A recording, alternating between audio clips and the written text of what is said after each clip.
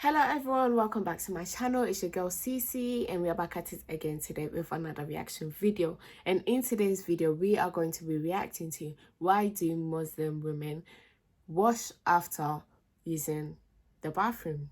And with that being said, guys, let's get straight into the video, shall we? Muslim sister would like to ask a question. Yes, sister. Please, I'm called Maslin, a student at Sunyani Polytechnic. Please, I would like to know why Muslim ladies always cover their hair. And then the second question is, why they clean their private parts after they shit or after they urinate? If I heard your question correctly, sister, you said, why do Muslim women cover the head, correct? That's your question. Yes, please. And why do they wash their private part after they urinate? Yes, always. I will first answer your second question, then come to the first question. As far as washing the private part when they go for urination, that's done by Muslim men as well as Muslim women both. Because we are hygienic. Because when we go for the call of nature, we put water on it so that there are no droplets remaining. I, as a medical doctor, you ask any medical doctor, they will tell you that what the body does not require, it comes out as an excreta or in urine. And these are very harmful for the body. So when you urinate, there are certain drops remaining. When you wash, when you put water, these droplets go away. So it becomes more hygienic and there are less chances of having itchiness and certain diseases in that part. So it is for hygiene and for medical reasons, sister.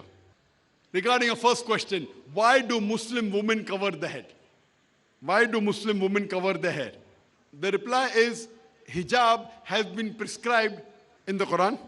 But before the hijab, for the women, Allah talks about hijab for the men. Allah says in the Quran in Surah Nur, chapter number 24, verse number 30, say to the believing man that he should lower his gaze and guard his modesty.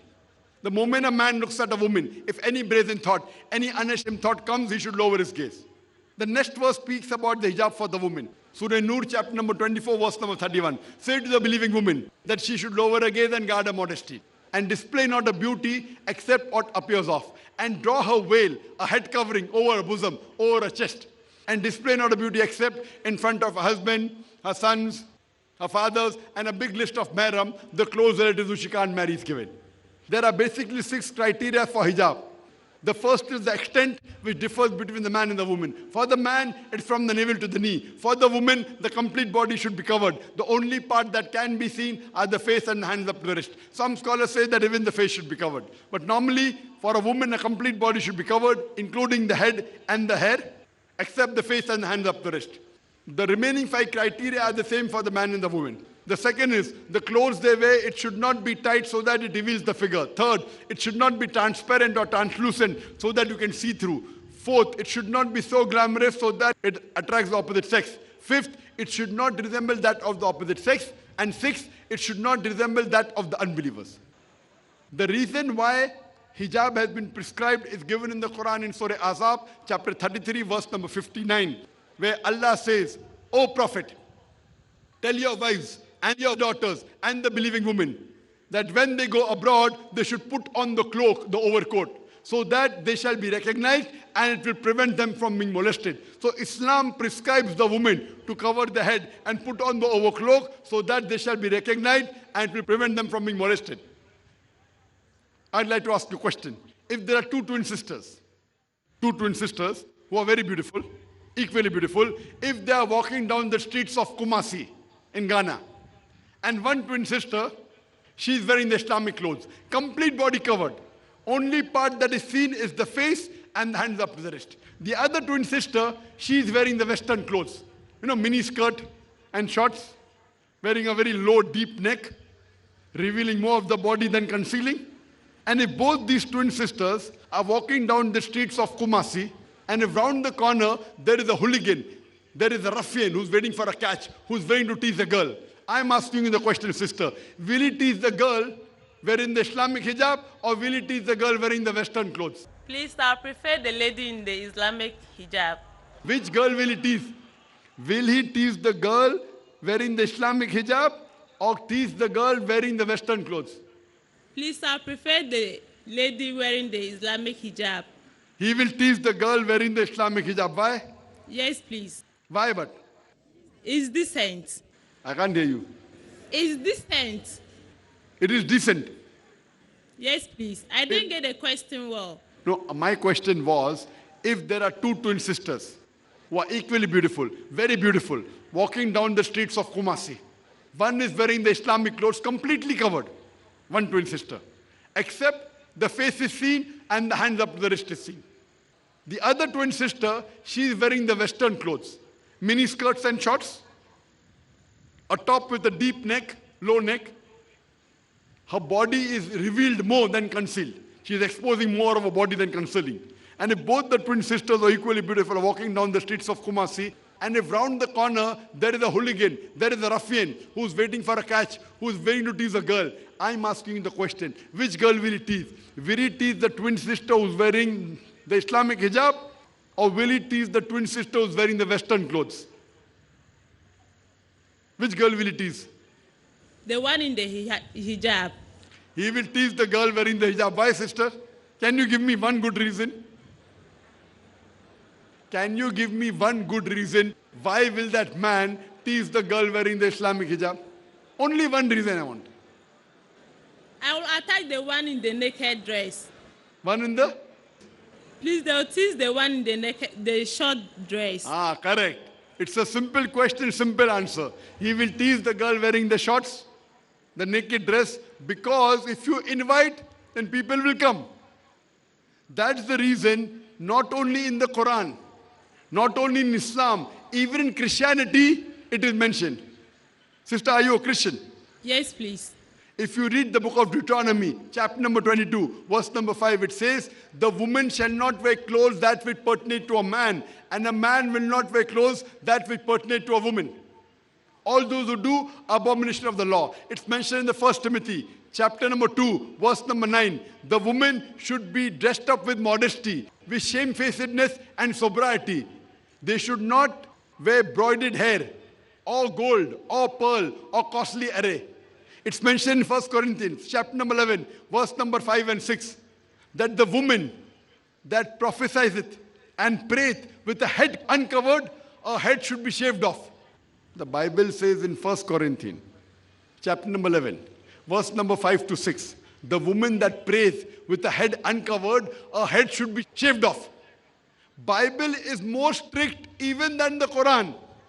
Nowhere does the Quran say, nowhere does the hadith of Prophet say that if a woman does not cover her head should be shaved off. The Bible is more strict. Have you seen the photograph of Mother Mary? Have you seen the photograph of Mother Mary? Yes, please. Is the head covered or not? Covered. Why? For modesty. When you go to church, when you see the nuns cover the head or not? Yes or no? They do cover their head. They cover. Why? Because Bible says that. So what Quran says, the same thing is mentioned in the Bible. For modesty, you have to wear the hijab. If you don't wear the hijab, there are chances that you shall be molested. There are chances you shall be raped. In Islam, if any man, after these rules and regulation has been done, rapes a woman, he gets capital punishment, death penalty. Many people say death penalty is a barbaric law, is a ruthless way of life. Do you know in America, the maximum number of rapes that take place in any country in the world, it's in America. According to the 2008 statistics of the National Survey of the Crime Victimization, 203,830 cases of rape took place and 16% were reported. That means every day, 3,590 cases of rape took place. Every 25 seconds, one rape is taking place in America. You know, I'm giving this talk since the past 2 hours. Already more than 200 rapes may have taken place since the time I'm giving a talk here. I'm asking you the question, if you implement the Islamic Sharia in USA, that every man, when he looks at a woman, he should lower his gaze. If any unashamed thought comes. After that, the woman should wear the Islamic hijab, the complete body covered. The only part that is seen is the face and the hands up to the wrist. After that, if any man rapes a woman, capital punishment, death penalty. I'm asking you the question, will the rate of rape in USA, will it increase? Will it remain the same or will it decrease? Please, it will decrease. It will decrease. It's a practical law. You implement the Sharia and you get results. That's the reason Islam is a religion which shows you a way how people will respect the woman.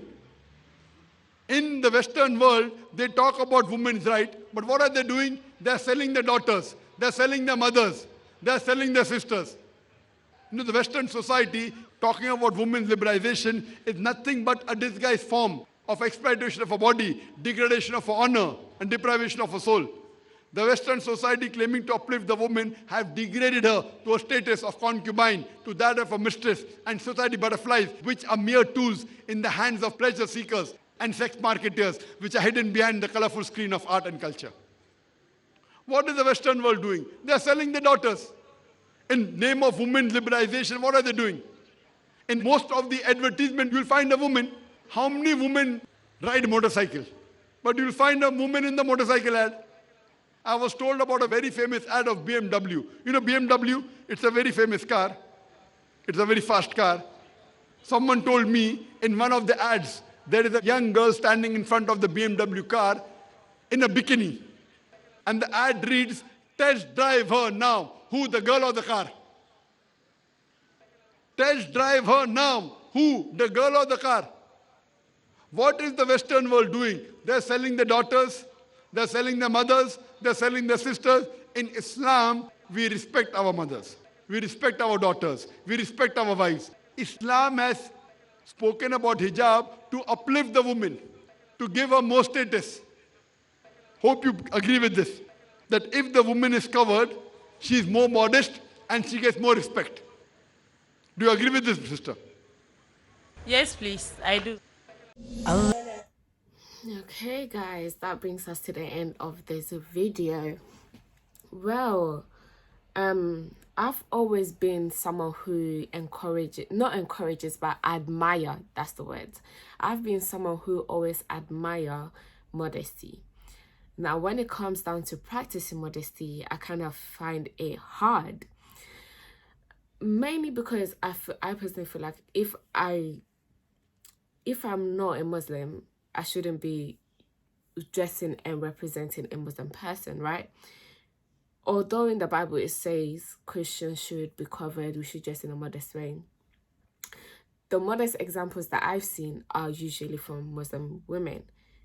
And I don't know if it doesn't really make sense, but I just always felt like if I was dressing like a Muslim person, people are going to assume that I'm a Muslim when I'm not. And I didn't want that. I don't want that. I don't want to be dressing modestly and then someone coming and assume that I'm a Muslim. There's nothing wrong with being a Muslim, but that's not what I am as of yet. I don't know if I will ever be. I don't know. But I just felt like it was kind of disrespectful to them that, oh, I'm resembling a Muslim person when I'm not Muslim. I don't know. I just felt like, oh, it's disrespectful to them. Not disrespectful to the religion, but disrespectful to the women who are practicing. Oh, why is she wearing, why is she dressed like that if she's not a Muslim? But that's like what people say. That's people's words. That's people's opinions. That shouldn't matter. But it did, and it still kind of does. Like, honestly, guys, for the past 1 month, I've literally, like all my life, not all my life, but like for a very long period of time, I've admired the way in which Muslim people dress, Muslim women dress. I've admired the modesty, and I just pray that one day I'll be able to get to that stage and be confident in it. I feel like I will feel even better if I'm wearing those type of stuff. Like, I don't know how to explain it, but I feel like I'll be more confident. But I've heard that a lot of women don't feel confident, especially in America. So I don't know. For me, I just feel like I'll be more confident, because right now the clothes that I wear, sometimes I feel confident and sometimes I don't. So I don't know. But I totally agree with modesty. It's just the way of practicing it that is very hard. But literally for the last 1 month or so, not even for like the past couple of years, I've been like, I'll just go on websites and I'll type in modest dress, modest clothing, like but I would never actually go and buy. I don't know, even especially within the last 1 month, like I've been heavy on that. Like whenever I use my phone, I go on the website and I'm looking and I'm looking and I'm looking and I end up not buying anything. I don't know why. I really don't know what's stopping me. But yeah. And with regards to women washing their private parts, like I found this out about 2 years ago. So I kind of knew about it already. I think probably like a year ago that like, oh, like you should be washing up, and it just makes so much sense. I don't know why that is not incorporated in our lives daily, like whether you're Muslim, whether you're not. I feel like that should just be a general rule for everyone. It kind of upsets me or pisses me off that I wasn't brought up in that way. Like, oh, you know, when you go to toilet, just wash yourself, you know. Like, I really wish I had somebody who told me that. But yeah, I'm advising my sister my younger sister to do the same thing. Like, ever since I heard about it, I'm like, you know, when you go to toilet, make sure you wash yourself, you know, even if it's just to pee, you know. But because it hasn't been something that we've been brought up to do, it's kind of like, oh, sometimes we do it and then sometimes I forget. So it's kind of like, you know, I just need to get into the habit of doing it. But yeah, sometimes I do it, sometimes I honestly just forget. So yeah, but I completely agree with it. Like it should be practiced that everybody should be doing, like everybody, regardless of what religion you belong to. But anyways, guys, thank you all so much for tuning into this video with me. I hope you guys enjoyed it. I surely enjoyed it, and you know, it opened my eyes, and you know, I learned more than I already knew. So I'm really grateful and thankful for your suggestion. Please don't forget to like, comment, share, and please don't forget to subscribe. And I'll see you guys in the next video. Bye, guys.